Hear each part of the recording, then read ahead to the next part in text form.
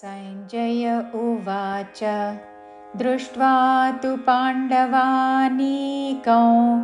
व्यूढन् दुर्योधनस्तदा आचार्यमुपसङ्गम्य राजा वचनमब्रवीत् सञ्जय सापकन इण्याकि जावतु य ह्रस्वमु उवाच चिवरिलो च ह्रस्वमु सञ्जय उवाच दृष्ट्वा तु पाण्डवानीकौ दाकि रुस्वरंतो दृष्ट्वा मूर्धन्य शाकि टावत्तु वावतु दृष्ट्वा तु ह्रस्वमु वेंटने पाण्डवानीकौ पाण्डवानीकौ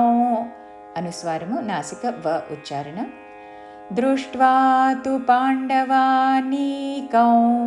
व्यूढन् दुर्योधनस्तदा व्यू बाकी यावत् तो व्यू ढ महाप्राणाक्षरं ढ अनुस्वारमु न उच्चारण व्यूढन् दुर्योध महाप्राणाक्षरं ध दुर्योधनस्तदा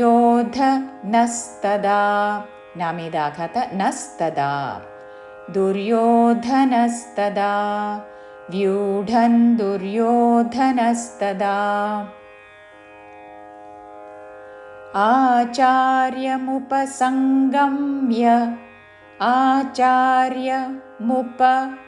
आचार्यमुपसङ्गम्य माकी यावत् तो म्य आचार्यमुपसङ्गम्य राजा रेंडु दीर्घमुलु वचनमब्रवीत् मामीद आघात पलुगुतु वचनमब्रवीत् राजा वचनमब्रवीत्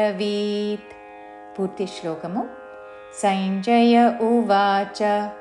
दृष्ट्वा तु पाण्डवानीकौ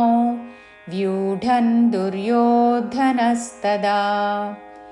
आचार्यमुपसङ्गम्य राजा वचनमब्रवीत्